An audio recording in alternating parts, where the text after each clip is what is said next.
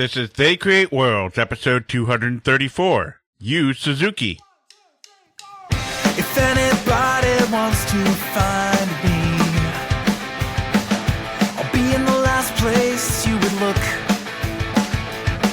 In a place where people used to be, a land that's called reality. You'll find me there. Welcome to They Create Worlds. I'm Jeffrey, and I'm joined by my co-host, Alex. Hello. We have left some sort of gate in the past, and we are now in a new land, full of new adventures. Oh, nope, it's just Sega. That's right, but an aspect of Sega we have not covered too closely before, that being the legendary career of one Yu Suzuki, sometimes referred to as Sega's answer to Shigeru Miyamoto. Really? I have not heard it articulated that way. But looking at his rather prolific video game creation influence list thing, I can understand that to a degree. Yeah, they're different kind of developers. Miyamoto was in the arcades early and then, of course, went on to console game fame with Mario and Zelda and everything that followed, whereas Suzuki was primarily, back in the day, a coin-op developer who then briefly, on the Sega side, dabbled in consumer games. But they were both driving the industry forward in very different ways. Yu Suzuki kind of just embodied technology and verisimilitude.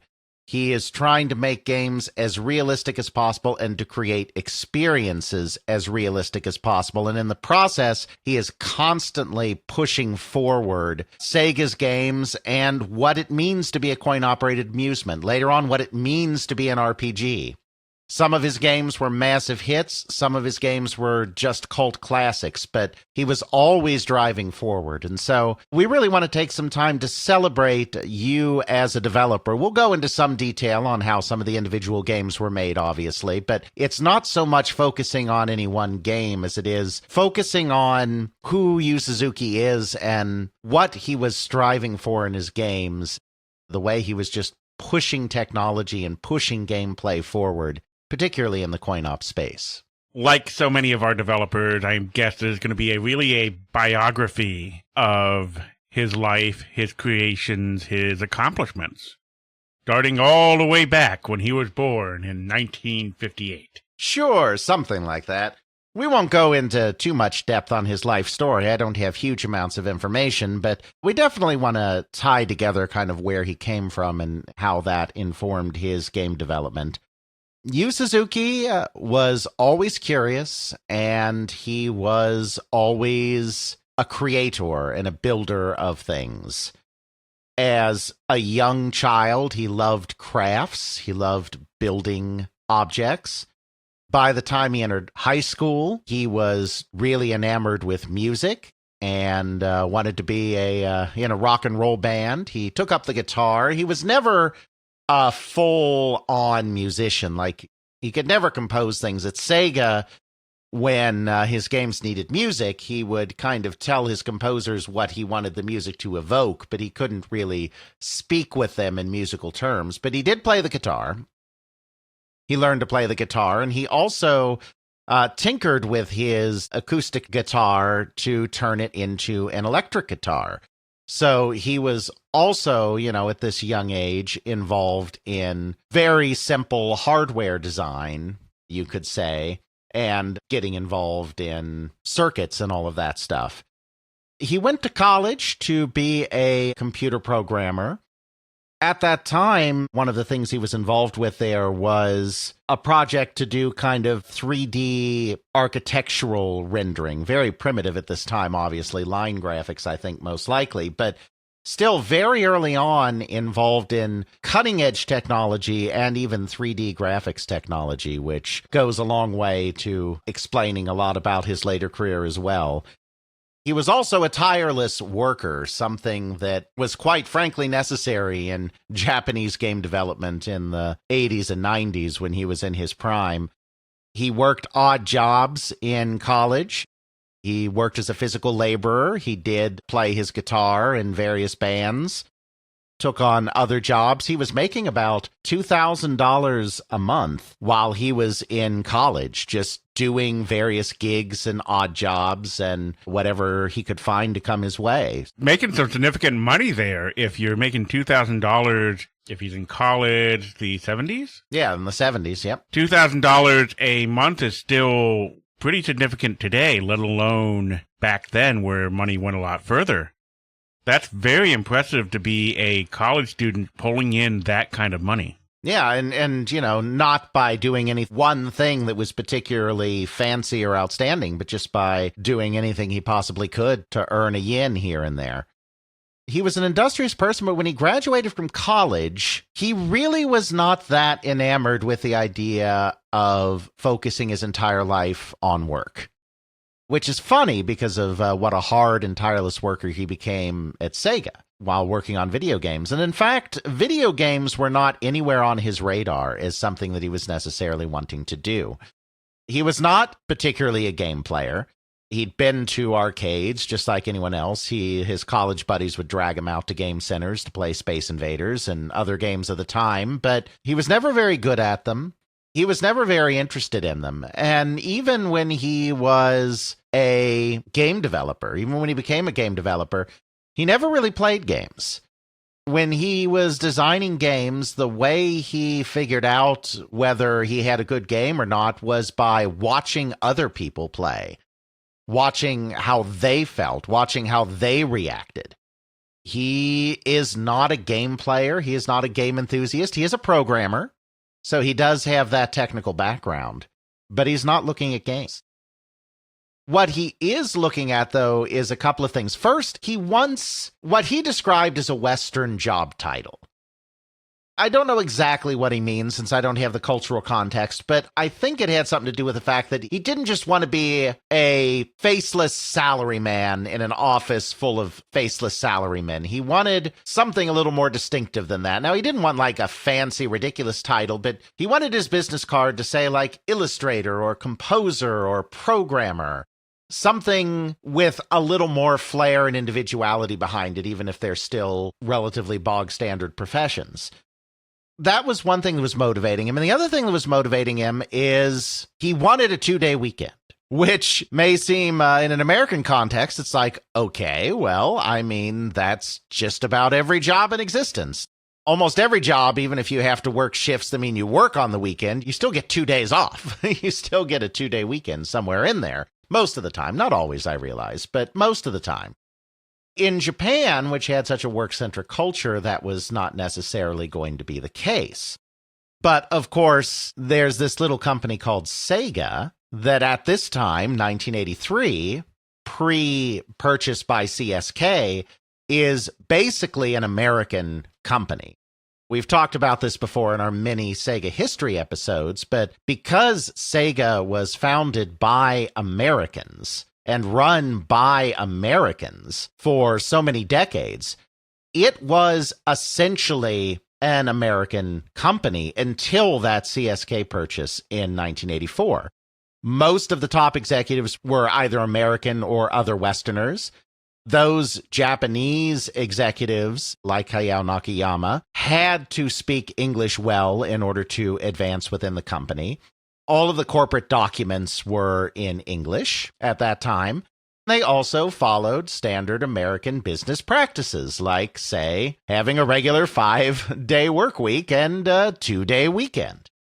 It wasn't because Suzuki was lazy that he wanted this 2-day weekend, but he had just seen so many of his friends that were older than him go into traditional Japanese jobs, and within a matter of months just griping about how much they hated their boss or how much they hated aspects of their job. He just didn't see a point in spending all of his time on something that seems like it would give a great deal of dissatisfaction. He wanted time for his hobbies. He had many hobbies. He didn't want his life to be dominated by work, which is not necessarily the typical, or at least stereotypical, Japanese mentality at the time here in the heart of the bubble economy. He discovered SEGA. He discovered that they had a 2-day weekend. He discovered that he could work for them as a programmer, And that was really all it took. It had nothing to do with games. It had nothing to do with anything other, according to interviews he's given at least. We can only take his word for it. It had nothing to do with anything other than getting to have a distinctive job title and a 2-day weekend. Where better to get that than a American company in Japan? Indeed. This was also an auspicious time in Sega's history as well, because they were just launching their home business, and they were also for the first time developing a significant internal product development capability. During the video game era, the early video game era in the 70s and early 80s, Sega did very little of its own game design. Now, they had electromechanical engineers from back in the day. They had that expertise and were making electromechanical coin-operated games. They made a few games in-house. We've talked about Hideki Sato and some of the early games that he did in some of our Sega history episodes. But a lot of what they were doing was outsourced at that time, and they were just starting to build up an internal capability to do both coin-operated games and home games, kind of just one giant R&D section. As Suzuki described it, there were about 40 to 50 people in a single room, no cubicles, just all open plan, working on a variety of games. It was really a somewhat chaotic and free-flowing environment. Sega did have a pretty rigorous training program for new recruits at the time. He spent his first 6 months just as a trainee, and he was doing all sorts of things in that time. Not just programming exercises, but also wire wrapping hardware and doing all sorts of other things.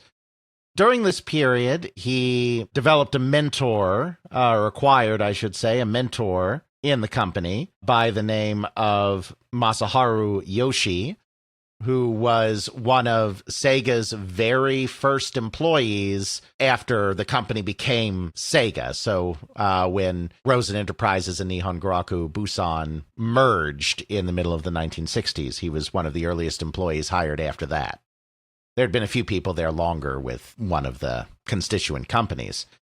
Yoshi, who remained with Sega all the way till about the year 2000, a very important person in the company's history, had great facility with both hardware and software, and instilled that same respect in Suzuki for both sides of the equation, for really understanding and really knowing how to push hardware and really knowing how to execute design in software.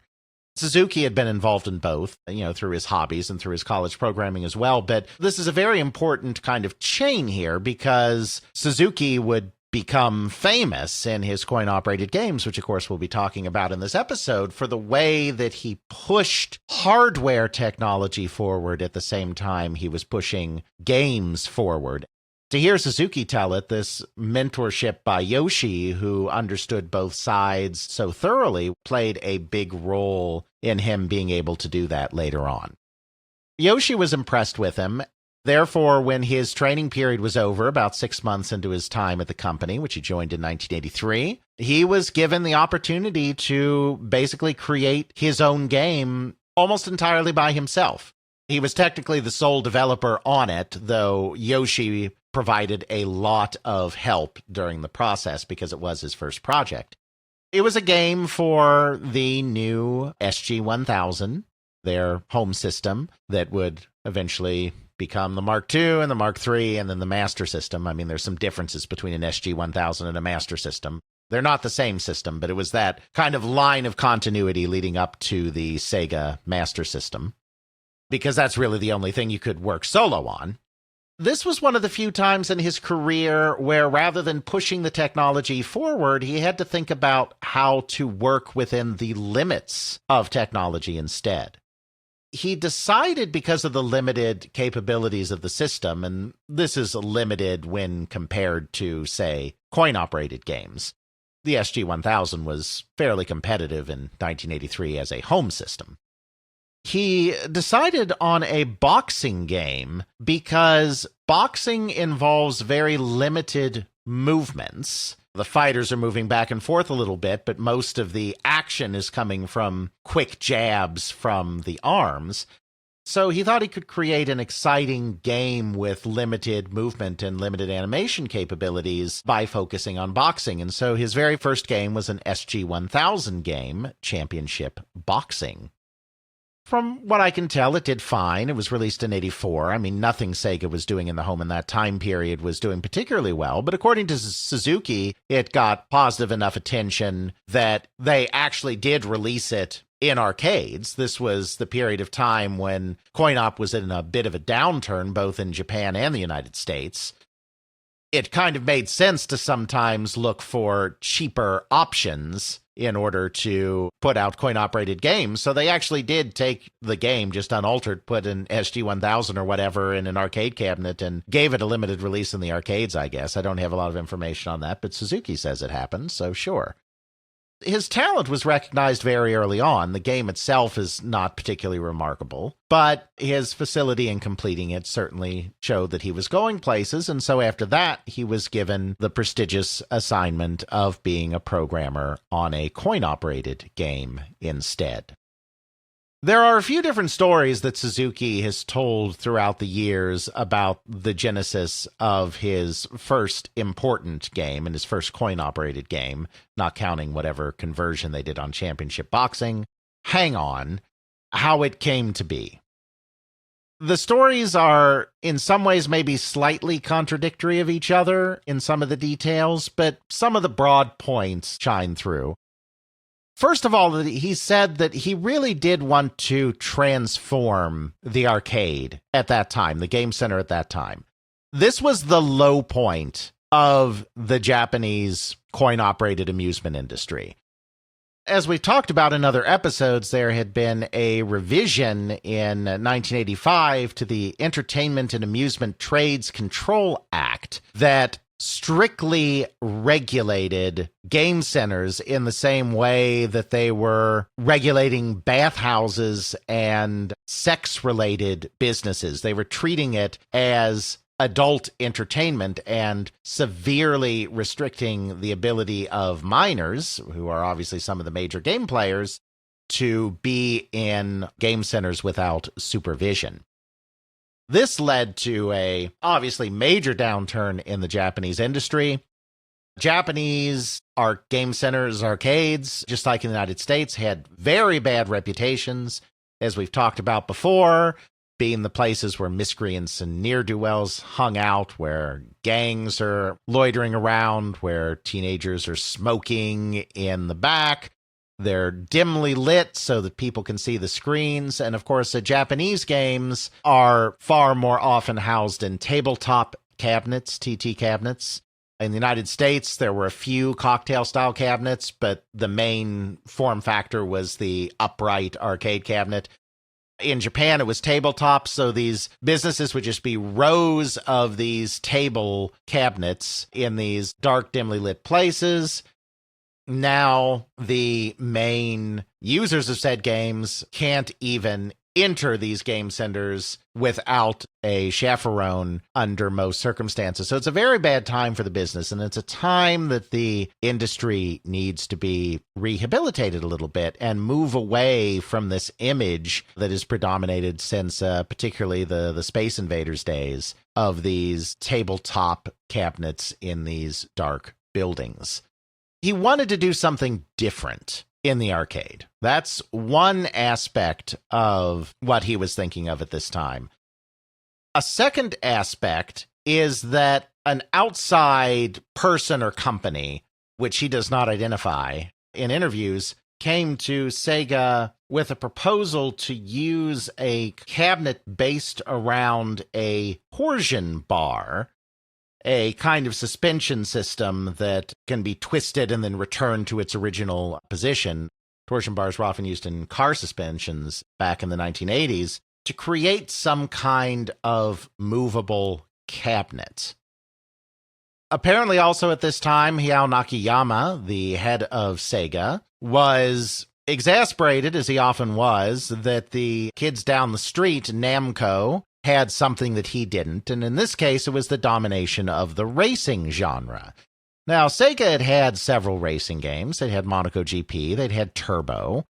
But ever since Namco had released Pole Position in 1982, they had come to thoroughly dominate the racing scene. And Hayao Nakayama, who didn't know much about games, but knew when the competition was doing something that his people weren't, was kind of insistent that they have some kind of racing game that can compete with Pole Position and other games from Namco.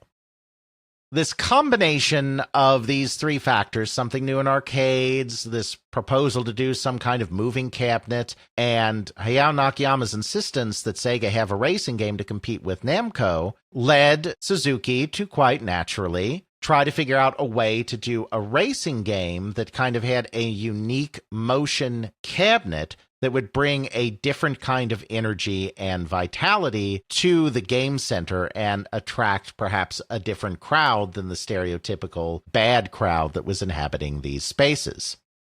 Earlier, I mentioned that Yu Suzuki was not good at video games, which is definitely a true statement.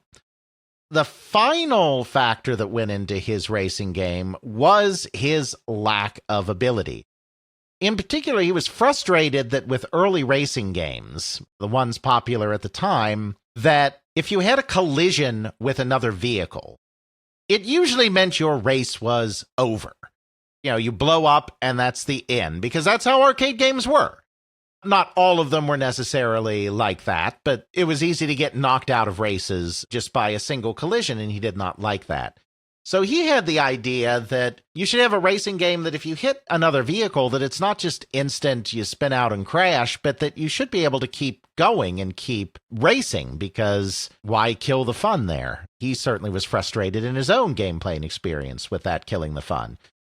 From a realism perspective, he thought it would feel a little off if you had big cars, big race cars, swiping each other a little bit and being able to keep going. And so he thought that it might make more sense to do this with motorcycles rather than with cars.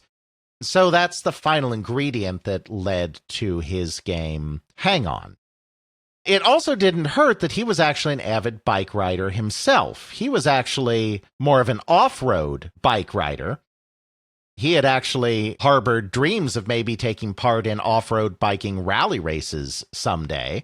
As we said, he's a man that had many hobbies and liked to indulge them in addition to his work life. Off-road bike racing wasn't particularly popular at the time, so he didn't think that that would make for a very good, popular coin-operated game. He transitioned to on-road bike riding, but the difference between off-road and on-road biking, and I'm no kind of expert on it, but off-road bikes were lighter weight. On-road bikes were very heavy, and so in general, you didn't do a lot of drifting on bikes at the time, tilting your body this way and that in order to gain a little extra speed when you're going around curves and whatnot. But there was one rider who was actually able to do this at the time rather consistently by the name of Freddie Spencer. So he studied Freddie Spencer's motorcycle riding style to create the core gameplay of Hang On, which is that you are sitting on this motorcycle. It's not a one-to-one life-size motorcycle model. It is thinner. You are actually able to lean left and right, and the bike tilts left and right when you do, so that you can drift around corners. Then the game itself, the monitor, is actually embedded into the front of the motorcycle. So you're looking down at the game on the motorcycle controller itself. It's almost like a kiddie ride in a way, except much bigger, much faster, much more adrenaline-inducing, and with computer graphics. They didn't end up using the torsion bar because it wasn't feasible for what they were doing. They had to use a different design, but it had been that person coming in with that torsion bar that gave them the inspiration to do this in the first place. He created a whole new kind of coin-operated game with Hang On, the Tycon, or literally experience game, which is defined by a cabinet with sophisticated motion controls that makes you feel like you're actually experiencing some kind of full simulation rather than just using a joystick and buttons or even a steering wheel and pedals to play a game. You have a full body experience. That's what a Tycon cabinet and a Tycon game involves. Experience or bodily sensation. Hang-On was an absolute sensation. It attracted people of all ages. It brought a new dynamic to game centers and then to arcades when it made its way to the United States. Redefined what was possible in a coin-operated video game and helped lead to something of a renaissance. It helped with the revival of the industry post-American crash and post-Japanese legal regulation in the 1983 to 1985 period. After a little bit of difficulty, he was able to find a video of the cabinet being ridden. Obviously, there are other iterations of this where you have Super Hang-On, which is a further down iteration of the game. You do have this cabinet that is an embedded screen that you sort of hunch yourself over as you're looking into it. You got the bike experience there with your handles on the left and right. It's got some stickers for the speedometer and engine speeds and all that other fun stuff. Nothing that actually interacts or changes. You have the game and you have this third-person perspective of behind the bike that's supposed to be you, and as you do your thing, the character changes. Really not much more to say to that, but definitely an interesting cabinet to look at.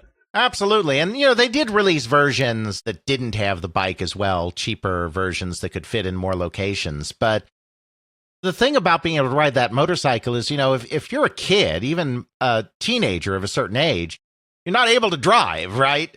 So this gives you something of that experience. It's obviously not a one-for-one experience. It's not a completely accurate simulator, but it gives you something of that experience of taking a motorcycle for a ride. And so it has a visceral thrill to it that goes beyond just, I'm playing a fast-paced video game, because you're actually up on that mock-up of a motorcycle and twisting back and forth to drift around curves while you're doing this racing.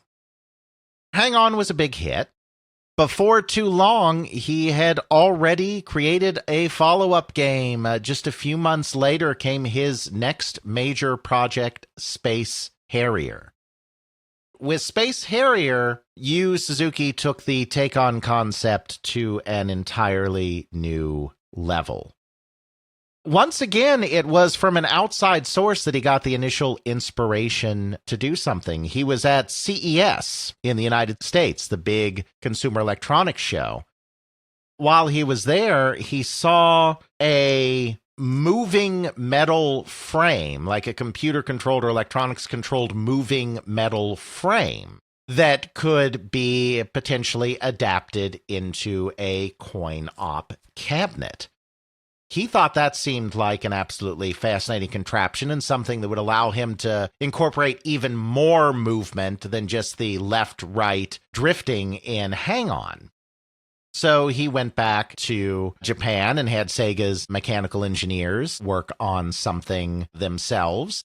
Meanwhile, a planner, because Suzuki's not a planner, he's not a game designer per se, he's primarily a programmer. Suzuki then took on a planning document from a planner for a proposal for a game involving a Harrier jet, the famous vertical takeoff and landing aircraft, which had made all sorts of headlines during the Falkland Islands War at the beginning of the 1980s, so had some profile in the cultural zeitgeist. As Suzuki put it, the plan for this Harrier game was very interesting, but it just had one problem. That was the limits of the hardware at the time would have made it impossible to make this game to the specification that he would have wanted. This was going to be a faux 3D game. It's all 2D sprites, but it's in a scrolling into the screen perspective using sprite scaling technology to have objects appear at a distance from you and then appear to move closer and closer to give a pseudo 3D effect. To properly and smoothly animate a Harrier jet in such a setting would have taken so many different frames of animation that it would have just bogged the entire thing down and made it completely unplayable. While he liked the idea for the gameplay, the jet had to go. A human would be much easier because this would be a human that was using some kind of jetpack or something like that. It wouldn't be a human running across the ground. So the human would be a smaller object. The human would have fewer angles than a jet that needed to be rendered. It would have a lot fewer frames of animation as it was moving around because this human was basically going to remain a stiff human figure and just zip around the screen, like fly around. So that solved that problem. Of course, that's a very unrealistic thing, having this human zipping around. So we could no longer really have this in any kind of realistic military setting like the original Harrier game was going to be in. So he turned to his love of music, and specifically his love of the album covers of the famous artist Roger Dean, who is known for doing these very surreal album covers for progressive rock bands like Yes. Inspired by both Roger Dean album covers as well as the movie The Neverending Story, he came up with this fantastic fantasy world that this game would take place in, the Fantasy Zone. He still wanted an homage to the original concept of a Harrier jet being part of the game, so he chose to name the game Space Harrier. So that's why the word Harrier is in the title, even though there is no Harrier jet to be seen in the game Space Harrier. That's because he's flying a fictitious one of his imagination in space, and we don't have Harrier jets in space yet. So it is all in your imagination. Something like that. The other interesting thing that he did there, like I said, this is a forward-scrolling game, just as Hang-On was. It's using the same kind of technology, it's just in an action game instead of a racing game. The interesting thing is, forward-scrolling shooters had in general not been very successful up to this point. There hadn't been that many of them, but they hadn't been very successful.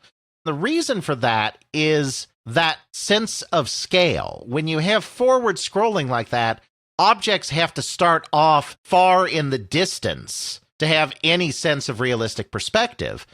Then they get larger and larger as they get closer to you, just as they would in the real world. The problem is that for most of the time that an object is on the screen, it is too small for you to have much of a chance of hitting it. I mean, if you're really good at these kind of games, you can get really good at any kind of game.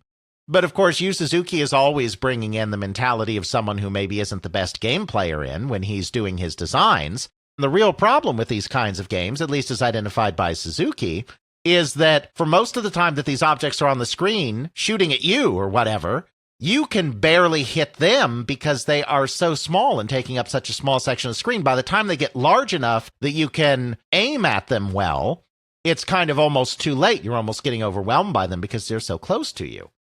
So Space Harrier introduced a homing shot.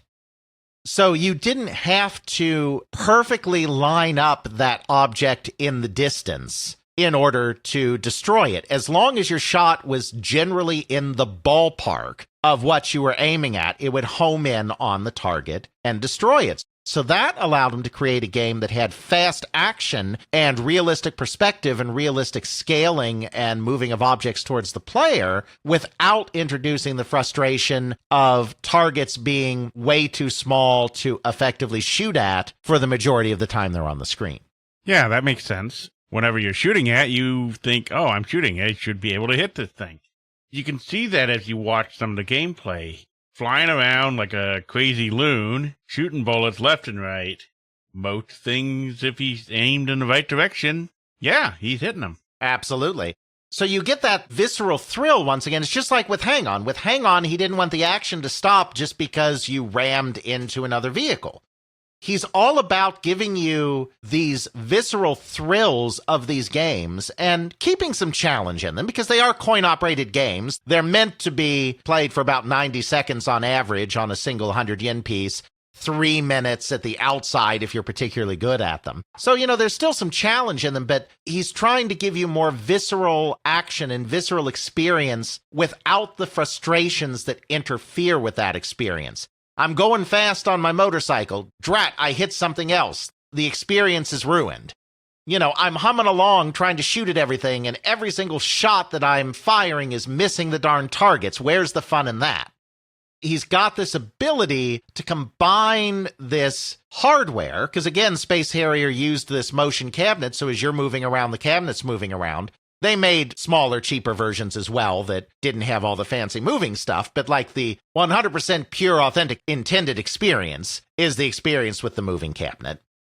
Cabinet's moving around as you're zooming around the screen, you're zipping, everything's flying by fast, but even though it's flying by fast because you have your homing shots, you're still able to hit things and it feels doable even as everything is flying around like crazy around you. And so Space Harrier becomes another massive coin-op hit, cements the place of the Taiken games in the arcade, cements Yu Suzuki's rising star as a coin-op designer, and cements Sega's place as one of the premier coin-operated game developers of the age. I mean, he really is the Miyamoto. I mean, some of these games haven't necessarily, Hang On doesn't necessarily resonate the same way today as Mario does, because they're very different kind of experiences. One is based around a mascot character that you can put in a variety of situations and come up with a variety of new gameplay. The other is a racing game that is meant to be played for 90 seconds to 3 minutes, and then you go do something else. So it's not going to resonate in the same way as some of Miyamoto's most classic creations do. But you can kind of see how he would be considered the Miyamoto of Sega, because he is really pushing Sega forward, and he's pushing the whole coin-operated games industry forward with them. These are his second and third games that he's ever made, and he's done nothing less than reinvent the arcade/game center experience for a new generation. You can see that with the depths of the gameplay, the graphics, and what he's accomplishing here, even taking into account something like Champion Boxing. Mm-hmm. It's almost like that's his, okay, let's just get something out the door that's good so I can understand enough of how this stuff works. The sprites on that are pretty darn good for what is effectively NES technology. Yeah. You'd be hard-pressed to get something looking that good on games of that era.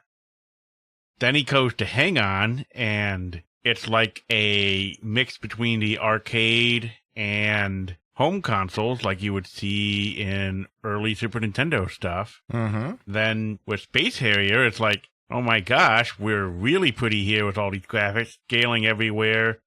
And it really does look 3D.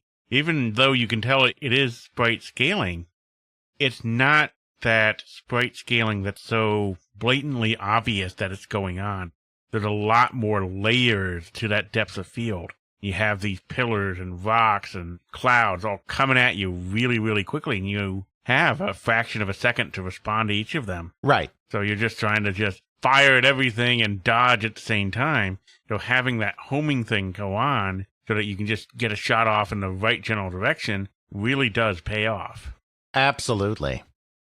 Back-to-back major hits, and as big as those two games would be, his next game would outdo both of them. I mean, he's just moving from strength to strength to strength. That game, of course, is the true driving game classic, OutRun. At this point, Suzuki has made a racing game. He's made Hang On. But now he wants to do something a little different. He's not so much interested in racing this time as he is in just capturing the true thrill of driving. Just being on the open road, being on a wide expanse of highway, not another car in sight, and just flooring that pedal, getting that thing up to as fast a speed as it'll possibly go, preferably in a convertible where you can feel the wind rushing through your hair and with your best girl at your side. Kind of a male teenage fantasy of what it means to just let loose on the road. He was principally inspired to take this track, other than by his love of these cars. He was particularly inspired to take this track by the 1981 classic movie The Cannonball Run, a Burt Reynolds vehicle, pun intended, I suppose, that is based on the real-life Cannonball Run outlaw race that runs from Connecticut to California, an illegal street race that crosses the entire United States. This appealed to him for a couple of reasons. First of all, even though it's technically still a race, it's not like you have a bunch of clustered cars that are, just going around a track endlessly. You're moving down highways as fast as you can down the open road and just experiencing that thrill, like I said, of highway driving. Also, there's a progression to it. There's a geographic progression to it that he liked. This idea that you're moving across an entire continent from east to west and getting those changes in scenery and landscape that come with that movement. He thought it would be great to capture that sense of driving across a great expanse. Originally, just like the Cannonball Run, he was going to have this game of his take place in the United States. But he soon came to realize that the landscape progression of the U.S. is not that interesting. We are a big country, but a lot of our big country is just flat expanses of nothing, either plains or deserts. We spent most of our lives in the Midwest. Yes, there is lots of flat. There is lots of fields. There is lots of... And I'm falling asleep now. Yeah. Now, obviously, the United States has some very striking landscapes in some places, particularly out west. But if you're doing a cross-continent progression, there's just not a lot of interesting change in scenery. He wanted to keep that Cannonball Run kind of vibe, but he didn't want to set it in the United States anymore. So instead, he turned to Europe. A much more compact continent that has much more rapid changes in landscape and scenery. He took the team on a trip. The whole team got together in Europe, took a camcorder with them, rented a car, and drove across not the entirety of Europe, but large parts of Europe, just filming the scenery as research for their game. This cross-continental trip took them to the city of Monaco, the city-state of Monaco, I should say, because it's also a country, which, of course, has very famous race that a previous SEGA game, Monaco GP, had been named after. It was in Monaco that he first saw what would become his new love, the Ferrari Testarossa. The Testarossa was the epitome of the 1980s sexy, speedy, sleek, luxurious muscle car. It was the sports car of sports cars that would go down in popular culture in so many different ways. Suzuki saw his first Testarossa, which is a car that had only entered production in 1984, was a relatively new car, in Monaco, and was like, this car, this must be featured. A red Ferrari Testarossa convertible. Initially, they had wanted to have multiple cars in the game, multiple drivers in the game. They even wanted to have a bit of story in the game. They had wanted events between segments of courses that mirrored some of the action in the movie The Cannonball Run. All of that would eventually have to go by the wayside due to hardware and memory limitations. But if he was only going to have one car be in this thing, it was going to be the Ferrari Testarossa. When they got back to Japan, it was not a very common car in Japan at the time, part of the reason why I'd never seen one before. They looked far and wide for someone who owned one, and they finally found themselves a Testarossa. They took photographs of it from every angle. They recorded the noise, the sound of the engine. They got all of the specs on this thing so that they could recreate the Testarossa, not just in look, but also in sound and in handling and feel, as well as you could in a 1986 arcade hardware. Then created a game that was just about driving. It's still a race, but it's not a race against other cars. It's a race against the clock. And once again, we see Yu Suzuki's need that I do think comes from him being a below average, by his own admission, game player, his need to strip away the frustrating aspects of these coin-operated games and get to the heart of the fun. One of the things, again, that he found frustrating is he was not very good at these games, so he would often, as we said before with Hang On, he would bump into the other cars when he's racing around. There's nothing worse than bumping into a car right at the start. Right at the start. You're all revved up, you're excited, you're going to play this driving game, you floor the pedal, you turn the steering wheel, and you ram right into the car next to you, and the moment is lost. Even if that doesn't destroy your car, even if you can keep playing, the moment is lost. You're about to have this exciting, exhilarating experience of being behind the wheel of a fast racing car or a fast sports car. And then all of a sudden, that moment passes because you clumsy oaf, you hit the car next to you. In OutRun, he wanted there to be no cars at the beginning of the game, at the beginning of the course, so that you could just accelerate and get going and not have to worry about that stuff. He's also still making a game. While he wants to capture some of that exhilaration of driving, if there's no competition, the game is also going to get boring, because at the end of the day, it is still a video game. You can get a little bit of the thrills of what it might feel like driving a fast car, but you're not really driving a real fast car out in the world. So that's going to get old. He decided that instead of being a race against other cars, it would be a race against the clock. Now, you do have to avoid other cars as your path through the courses continues, but there's just none at the beginning. So it's a race against time instead of a race against other cars, which again also harkens back to that gotta go fast kind of mentality that he is trying to engender and create with this game. That is, in a nutshell, OutRun. It's a race against the clock on one of 3 courses, each of which has scenery that changes as you move along, inspired by that progression of the Cannonball Run, with just a lot of fast action and curves and crests and dips in the road that make the driving seem very dynamic.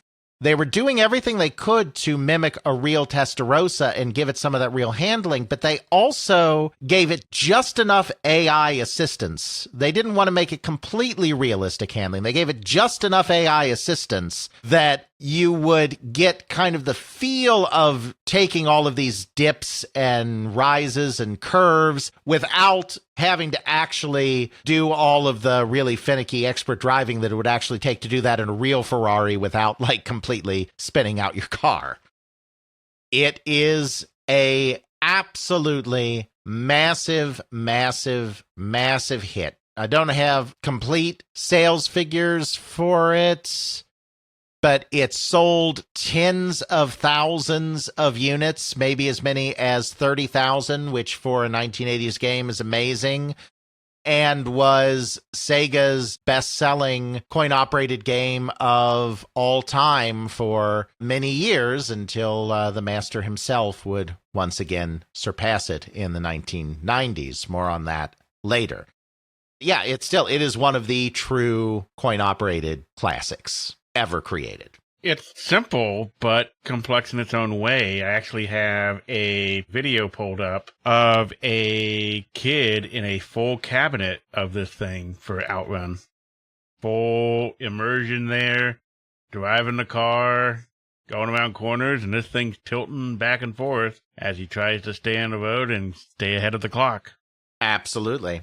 Just truly fun. And then it was a huge hit. We talked about this in our US Gold episode because in the United Kingdom, US Gold did the computer ports. And in the UK, it was a ridiculously massive hit on 8-bit computer platforms as well, selling hundreds of thousands of copies. Just absolute one of the all-time bangers. He's just moving from strength to strength to strength in this time period. Sometime after OutRun, don't know exactly when, but still in 1986, SEGA at this time had instituted some more flexible working hours, ability to kind of set your own hours a little bit so long as work was still getting done.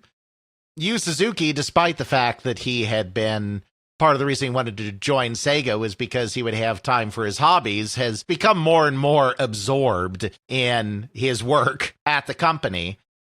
He ends up at this point moving over to a separate building, only about a 5-minute walk away from Sega's main R&D building.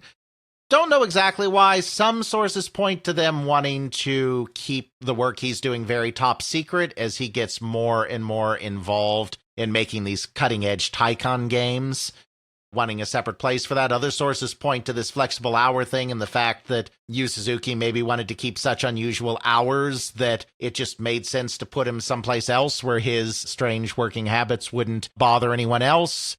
Maybe it was a combination of those things. Maybe it was something else entirely. But around this time in 1986, he ends up in a separate building about 5 minutes away that gets the name Studio 128. He's still part of the main coin-operated games division of the company, Research and Development 1. But he's on his own little separate top-secret offsite, Studio 128, which, rumor has it, was so secretive that one time even Hayao Nakayama, the president of SEGA, was refused entry. That may be an urban myth, but even if it is, that just points to the kind of level of secrecy that was going on around this new group. There are a lot of sources that incorrectly state that Yu Suzuki founded the Research and Development Division that would come to be called AM2 right in 1985 at the beginning of his work on coin-operated games. That is not true. That is wrong. A lot of older sources get that wrong. But what did happen is at this time in 1986, he moved over to his separate facility, Studio 128, to continue his work on these kind of crazy motion-controlled Tycoon games. The next significant game that he did over there was another classic, not quite as big a hit as Space Harrier and OutRun, but still a pretty impressive hit in its own right, and that is the game Afterburner. Now we're finally to the point that we can do the jets. Space Harrier, as we said, was supposed to have jets. It couldn't. Now we are moving on to an actual jet game in Afterburner. The impetus for this, according to Suzuki, is, there were a couple of them. First of all, Hayao Nakayama, who famously, as we said, was always about making sure that he had anything that any of his competitors had, was really interested in the fact that Microprose, the computer game company, had major hits with flight simulator games. This is on computer. Microprose would later form an arcade division, an ill-fated arcade division, as we've talked about in the Microprose episode that I think and hope that we did, so I'm not creating another one of those continuity holes in our They Create World story. We did talk about Microprose. You're safe. Huzzah! But it's not the coin-operated game in this case, because this is before they did the coin-operated game. But Nakayama was aware of the success that flight simulators were having in the United States, and so thought that SEGA should have Flight Simulator as well. Of course, the other main inspiration was the fact that in 1986, there had been a little movie called Top Gun. Little, you say? Minor little thing. Played for like a week or so in the theaters and completely vanished. Never heard from again. Especially not in the last decade. Indeed. With these two kind of influences, Suzuki decided that the time was now right, the hardware was now advanced enough that they could do a jet fighter game with, of course, versions with the full motion cabinet, the forward-scrolling sprite scaling, the woiks that were found in all the other games. Though, interestingly enough, he originally wasn't going to have it be a military-themed game.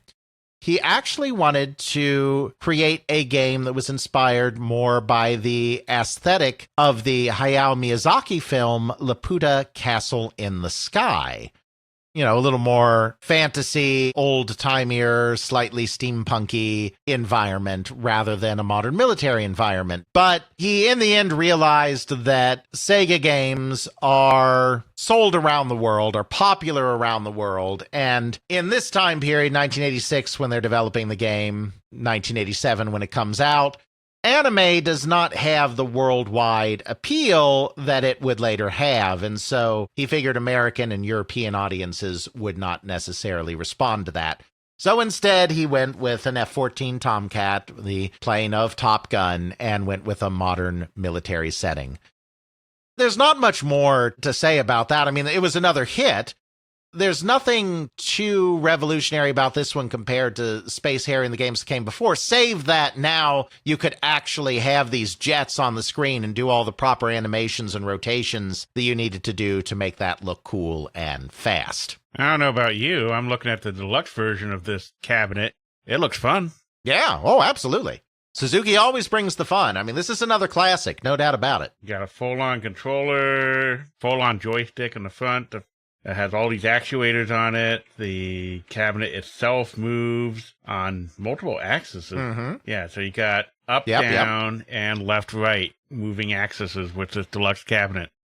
That's pretty crazy for 1980s. Absolutely. So they did that. Then they did another racing game called Power Drift that we won't spend much time on. I mean, it's another game that was successful, but it's just not an all-time classic the same way Hang On, OutRun, Space Harrier, Afterburner are. Though still a very successful game in its own right. But again, it's kind of a more futuristic racing setting, and it's taking advantage of the continuing advances in hardware that allows them to have more dynamic scaling and rotating backgrounds and, you know, just kind of improving on the technology of previous things. Unlike OutRun, it is a traditional racetrack racing game, but it also maintains a lot of the dips and rises that OutRun has, which of course would not be typical of a real race course, to try to get some of that same feel. They do Afterburner, they do Power Drift, and that's it for Studio 128. They then move back into the main building at some point in there and become a new division, Research and Development Lab number 8, which is still kind of a satellite of R&D1. You know, I don't claim to understand the way Japanese companies are organized at any given time, but they're basically back in the main building. He's kind of his own R&D division, but it's still kind of subordinate to R&D1. He doesn't fully have control of his own thing at this point yet. We're not going to go into every game that he made while he was there at the time, but kind of the next interesting thing is kind of the culmination of all of the motion control work that he was doing. That was the R360 Motion Simulator arcade cabinet. This sucker is gyroscopic, Jeffrey. Is it now? Yes. You are basically in the middle of a gyroscope that can move in all of the directions a gyroscope can move. So, 3. Well, but you can spin all, yes, it's 3 axes, but you can, you can spin all the way around, up and down, upside down. You can do 3 directions in their entirety. Exactly. They created a game to go with it, G-LOC Air Battle, another fighter jet game.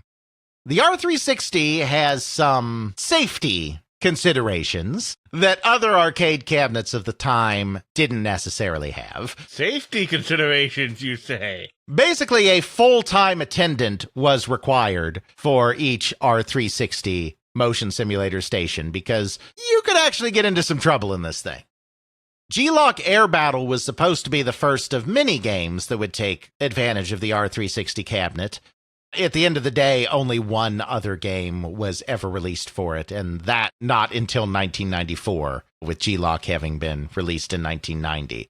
Not particularly successful, but wildly inventive and kind of the natural endpoint of Yu Suzuki's experimentations with motion cabinets. All right, I found a video of it. The guy is literally strapped in there like a roller coaster, because I guess he's going to go on a little bit of a roller coaster ride. And this thing is literally a ball in a gyroscope with maybe a quarter of it removed for access for the person. He's flying around upside down, left and right. Better make sure you have that motion sickness bag. Exactly. Pretty crazy, and so ended up being more of a novelty than anything else, and obviously super rare to find a working one today. But yeah, that was kind of the culmination of his motion control Tycoon experience. So now that he had pulled that as far as he could, realistically, what was next for our good friend Yu Suzuki? Well, taking graphics into a new dimension. Ever since Hang On, he's been doing pseudo 3D games using the sprite scaling technology, and there is a lot of 3D programming involved in those games. You do need to know where your Z-axis is for those sprite scaling games, but they were still two-dimensional graphics. So now that Yu has taken motion control as far as he can, he is now wanting to take graphics to whole new levels and figure out how to do 3D graphical games. Again, in part because Sega is behind at this point, because Atari and Namco have both already released some very primitive driving games in this field. Yu Suzuki, and presumably Hayao Nakayama, who probably also is kind of pushing for him to do this, want to do them one better.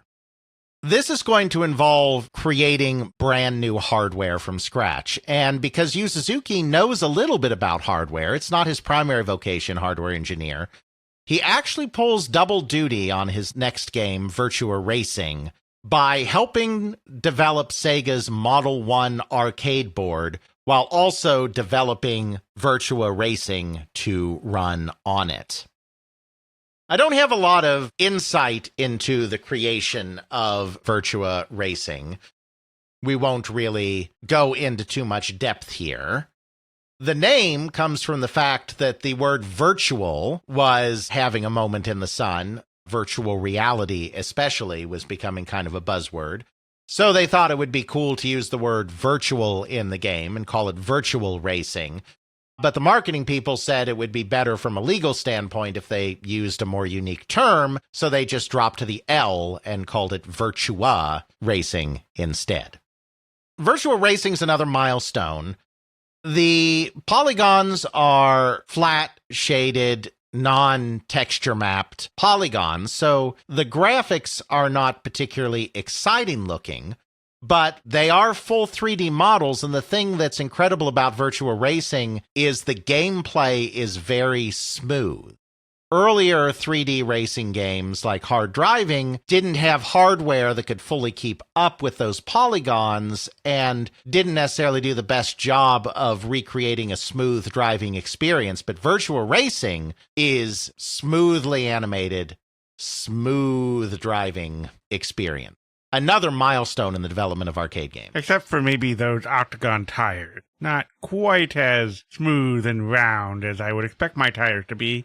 But at least when they spin, they look somewhat round. Yes. They did have to make allowances. This is very early days. And in fact, originally he had thought he might want to create a game that featured people, human characters, but that was just too hard to animate as a first project. They chose these Formula One style racing cars because they would be relatively straightforward to animate. Oh, come on. You got some people putting those tires on in wonderful polygon glory. You do, and that was deliberate. There is a pit crew that changes out your tires.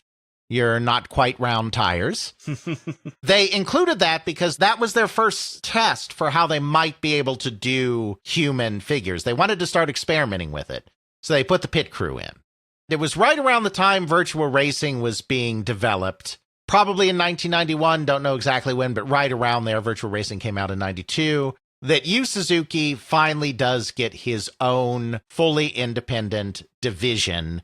Sega reorganizes all of its R&D into coin-op and consumer R&D divisions, splits each section into multiple divisions, and so Yu Suzuki is placed in charge of AM2. AM for Amusement Machine 2. So that's the famous Sega AM2. People always credit everything to them. Hang on, OutRun, Space Harrier, Afterburner, etc. In truth, Virtua Racing is the first real AM2 game. You can kind of say that everything from Afterburner on was essentially AM2 because that's when he was first quasi-independent with Studio 128. But hang on, OutRun and Space Harrier were all pre-Yu Suzuki having his own thing. So, I mean, it's a minor point. We're interested in the man, not tracking the inner bureaucracy of Sega, but just because so many people get that wrong, I just want to point out that AM2 didn't exist until the early 90s, and Yu Suzuki didn't even have his own semi-independent development lab until after OutRun was released in 1986. So after Virtua Racing came out, the race, pun intended, was on to deliver two firsts, which is the first coin-operated game with texture-mapped polygons, as well as the first game with kind of really successful human animation and human figures. So at this point, AM2 split into two teams to take on both of those challenges. Yu Suzuki was involved in both of them. It was his division, and so he was the producer on them. But at this point, now that he does have his own division, he has taken a step back. He's not very heavily involved in Daytona USA, the AM2 game that is the racing game that introduces texture-mapped polygons. But he is still a little closer to their game that is the quest to present animated 3D figures, that being Virtua Fighter. Virtua Fighter, once again, came about for the same reason that so many of these games have come about, which is that Hayao Nakayama and other people at Sega, including presumably you himself, look over at what the competition is doing and realize that they are not doing that. Street Fighter II has taken over the arcades, fighting games have taken over the arcades, and Sega's couple of attempts to create 2D fighting games to compete with Street Fighter II have not been successful. They need a fighting game because that's where the entire market is going. So AM2 sets out to create a fighting game. Yu Suzuki remains the director on this one, but a lot of the game design was actually done by one of his subordinates, Seiichi Ishii. The main thing that Suzuki and Ishii were going for here were once again that same level of verisimilitude and realism that Yu Suzuki is always trying to bring to his games. Street Fighter II is well animated, it's fast action, there's nothing particularly realistic about it. Which is fine. That doesn't make it a bad game. It's just, there's nothing particularly realistic. And what Suzuki and Ishii really wanted to do is capture realistic fighting styles animated really well using these polygonal graphics. Just really capture the sense of human beings performing martial arts with each other. Ishii had been a practitioner of martial arts since he was a child, and so was really into this.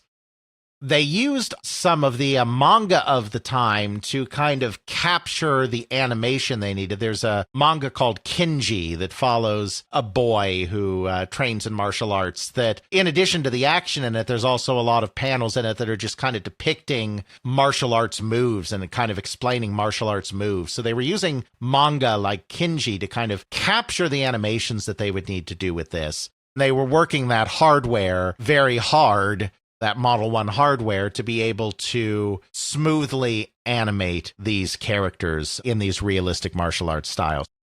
We've talked about Virtua Fighter before and its impact when we've did our fighting game episode way back in the day.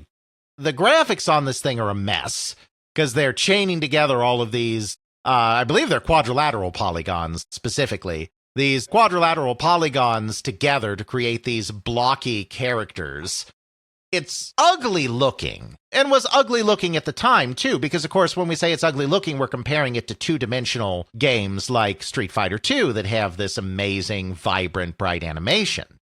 Again, the realistic movement and the smoothness of the animation, the same things that set Virtua Racing apart from other racing games at the time, also were infused in Virtua Fighter, so it played really nicely. It played at a slower pace than a Street Fighter II did, but it played very smoothly, and it had great animation in these fairly realistic fighting styles. So it never caught on in the United States, because in the United States, the graphical presentation was much more important. But it was a monster hit in Japan. As we've said before, it's also the game that made everyone wake up and take notice and realize, okay, the 3D revolution is here. We've told this story before. Sony was having a hard time convincing anybody that their PlayStation that they were proposing would actually be able to do 3D graphics in the home because everyone still thought that that was years and years away. Then Virtua Fighter came out, and even though that's a coin-op game, not a home game, and obviously home games have to make some trade-offs, just how advanced a 3D game Virtua Fighter was in 1993 convinced everybody in Japan that, okay, I guess we are in the middle of the 3D revolution. Once again, it's Yu Suzuki changing the world. Now, it's not him alone. Virtua Fighter has a large team, and like I said, a lot of the game design was actually done by Ishii. We don't want to fall into the trap of giving our man Suzuki too much credit here. But once again, our man Suzuki, who was the director on the game, is changing the world of coin-op again. He just keeps reinventing the coin-op world over and over and over and over again. With Hang On, and then Space Harrier, and then OutRun, and then Virtua Racing, and now Virtua Fighter. OutRun was Sega's best-selling coin-op of all time, according to what Sega said at some point. It was finally topped by Virtua Fighter 2, also directed by Yu Suzuki, which was able to add texture mapping to the fighters and look just a little bit better than the first game. It still looks very primitive by today's standards, but it was much better looking than the first one and became a massive hit that sold more than 40,000 units worldwide. If that's all that Yu Suzuki had done with his life is just reinvent coin-operated games over and over and over again, that would be enough for him to be remembered forever, but he has one final act of importance after this. He's still making games today, but he hasn't done anything important in a long time. That's that around this time that he was finishing up these Virtua Fighter games, he decided that he had been doing these coin-operated games for so long, these like 90-second to 3-minute play experiences that are based on simple repeating gameplay loops. He wanted for once in his life to expand beyond that. See what it would be like to create a really, really expansive game. He turned his attention to the Sega Saturn and started work on an RPG that was going to initially be based on the character Akira from the Virtua Fighter universe, because he was afraid that he would need a recognized character to launch his RPG franchise, and so he was going to tie it into the popular Virtua Fighter series, but eventually evolved to have an original protagonist and an original story in a game that would ultimately migrate from the Saturn to the Sega Dreamcast as Shenmue. Shenmue is an odd duck of a game. It has never been a mainstream success. It is a niche product. But the niche that like Shenmue really, really, really like Shenmue. It was a pioneer in a new kind of open world gameplay. Yu Suzuki wanted to take the RPG as epitomized in Japan by Ultima and Wizardry giving way to Dragon Quest and Final Fantasy, and evolve it one more time, combining his love of 3D worlds and incredible realism and verisimilitude, but instead of being applied to just a limited arcade palette to an expansive console experience. He wanted every aspect of this game to feel realistic. So he didn't put it in a fantasy setting. He put it in the real world. He put it in a real Japanese city in the 1980s. He didn't want it to be constrained by traditional progression and level design. He wanted this city, Yokosuka, to be a fully realized open space where you could go anywhere, walk around any street, fully explore it in every detail. It was one of the first truly open world games, defined as the fact that you can roam around the entire world without any limitations based on level or equipment or progression or anything like that. You got to be doing something right if you can drive around in a forklift and move boxes. Indeed, and race them. You can race the forklifts as well. He wanted every aspect of it to feel real. He came up with backstories for every NPC in the game. There are dozens of them, if not hundreds of them, in the game. There's a lot of them. He came up with backstories for all of them. Some of those backstories are hinted at in the games. Others never come up in the game. For the less important characters, he just did name, occupation, place and date of birth, blood type, because the Japanese are crazy about blood types. It's weird. No offense to our Japanese listeners. There's parts of our culture they would also find weird, but I find it weird.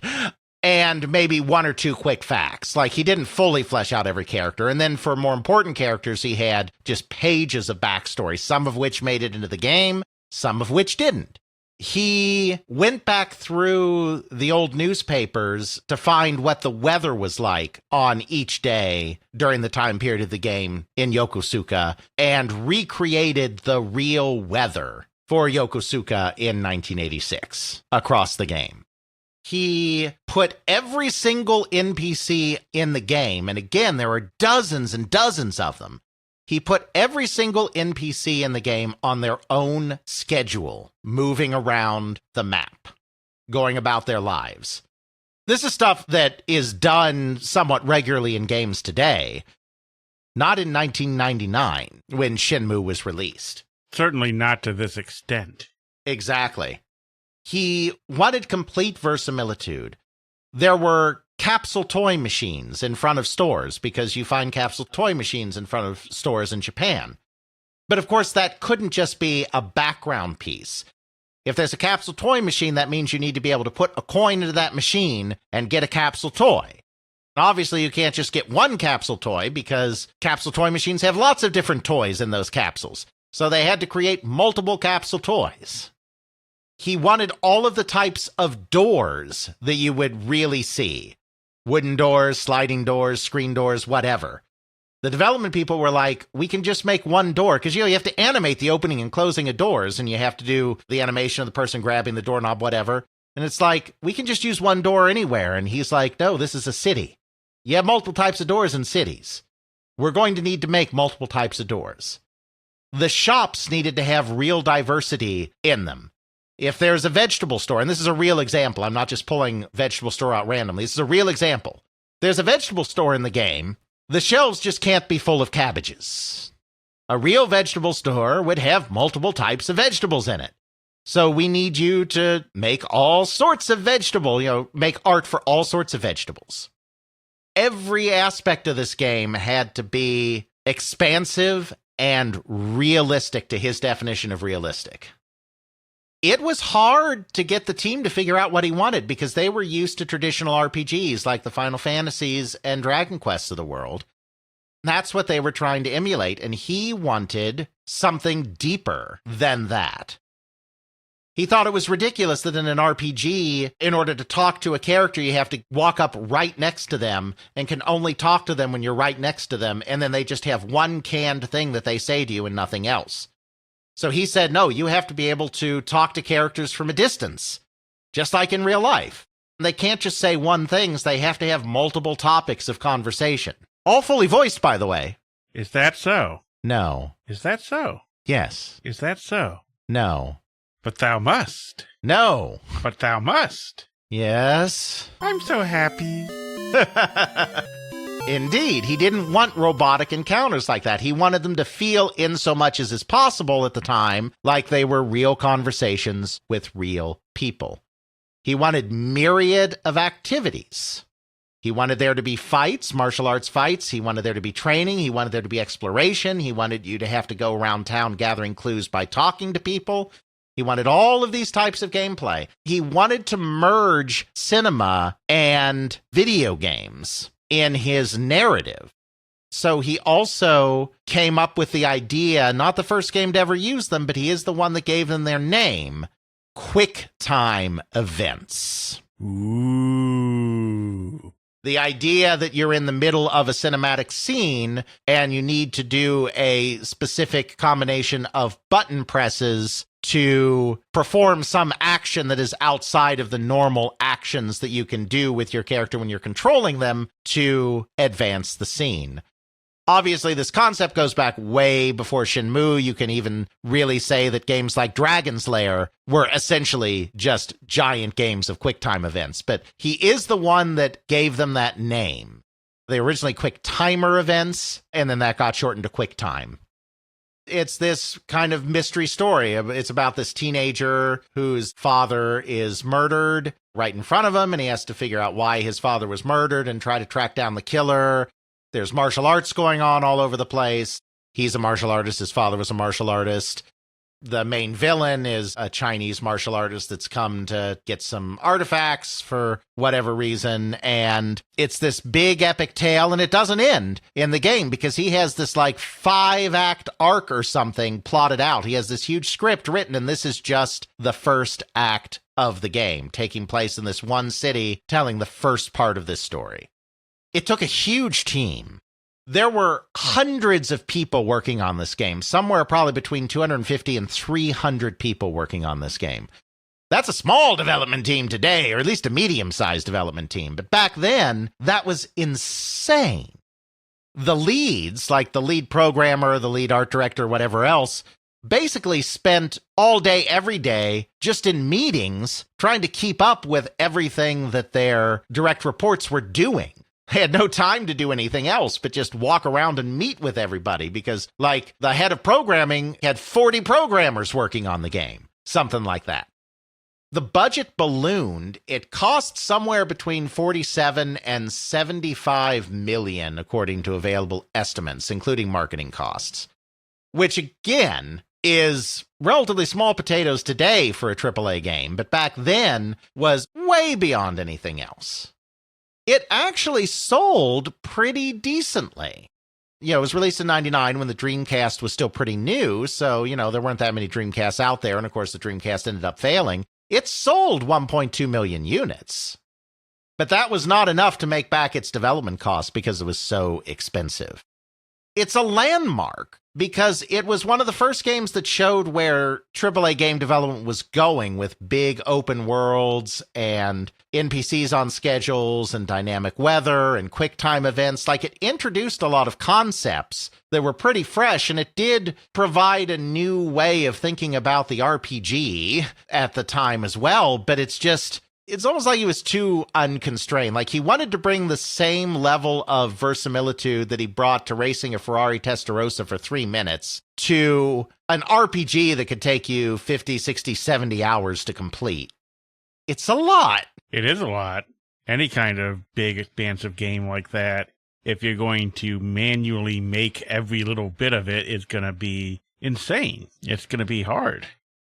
That's why we see a lot of more expansive games these days that are more popular, especially in the indie space, use procedurally generated stuff because it creates enough variety and interest off of a relatively small set of items without going to this level of modeling all of this stuff, and the player might interact with maybe a fifth of it.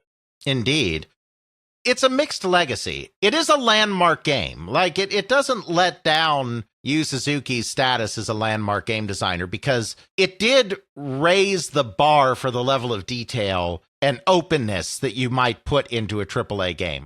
It's an impactful game, but it was almost taking Yu Suzuki's philosophy a bit too far in that, he blazed a new trail, but in that time period, it just couldn't pay for itself. Literally couldn't pay for itself. So there was a Shenmue 2.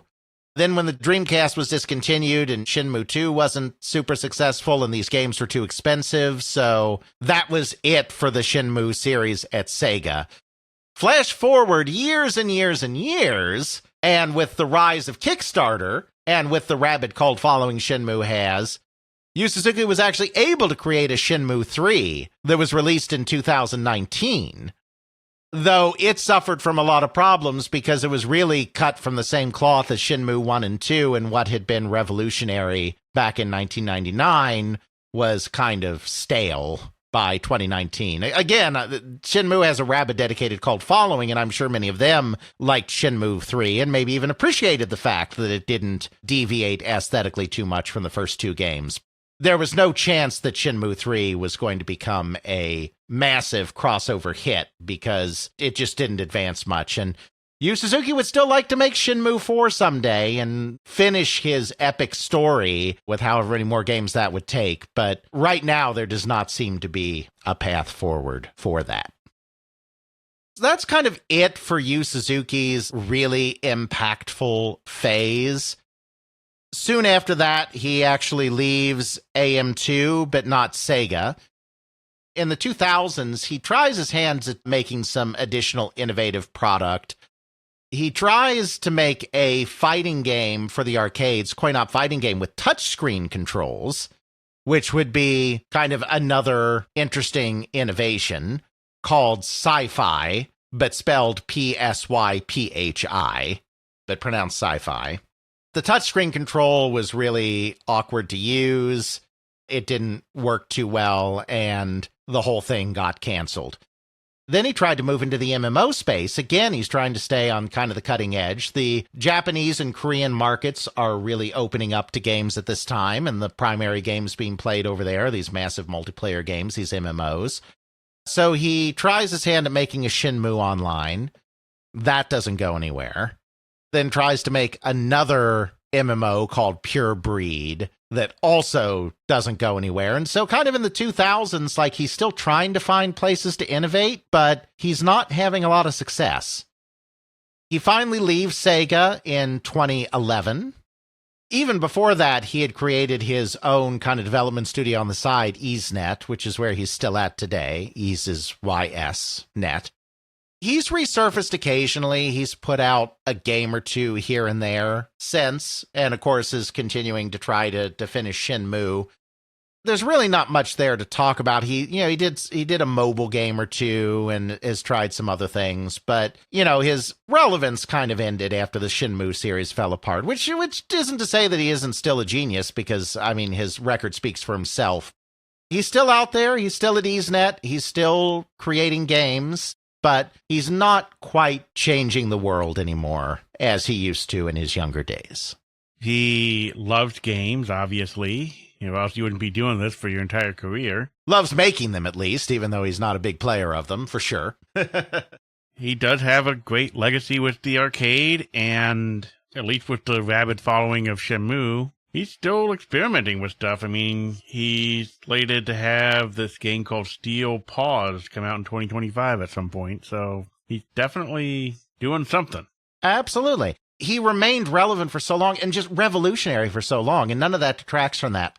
He redefined gameplay in the arcade over and over again with Hang On and Space Harrier and OutRun and Virtua Racing and Virtua Fighter. Then he redefined, even though it was less successful commercially, he redefined what a AAA console game could be with Shenmue and pointed to a new future where these games would become bigger and more open and more expensive as well. It's easy to see why he has often been referred to as the Shigeru Miyamoto of SEGA. Since we are locked in this very polygonal city, Where shall we go as we try these various types of doors to figure out what we talk about in our next episode? Well, this space is so expansive that I don't think we're going to be able to get out of Japan anytime soon, Jeffrey. It's really big. Well, at least here's a ramen shop. Let's hop in here real quick. Get our bearings. So I'd like to do something a little different. One thing that we're not able to do very often is do in-depth histories of a lot of the interesting Japanese companies. And we've done some. We've done Sega, Nintendo, Namco, Konami, Koei. But it's harder to do a lot of these companies because we don't have good sources on their entire history.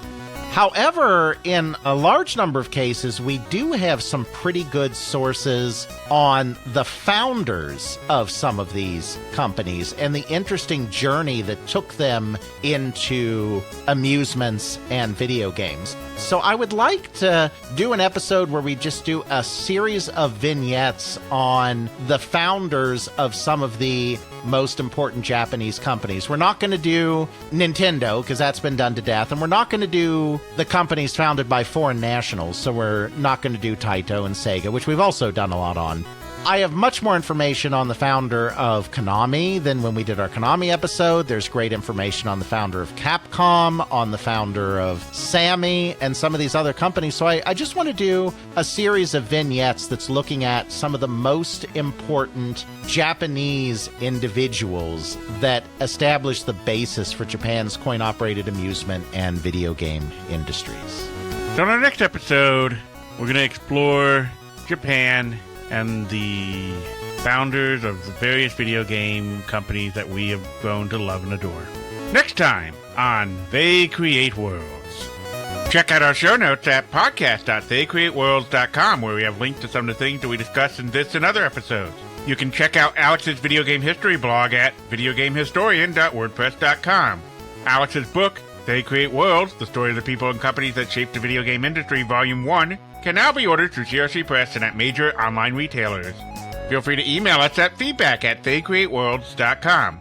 Please consider supporting us on Patreon at patreon.com/theycreateworlds. If you do sign up, please do so through the website and not through the iOS app. This saves you from the 30% Apple markup.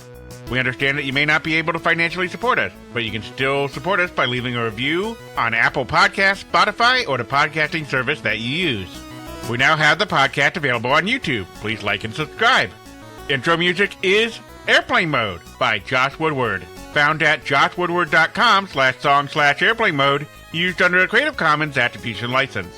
Outro music is Bacterial Love by Roll Music, found at freemusicarchive.org, used under a Creative Commons Attribution License.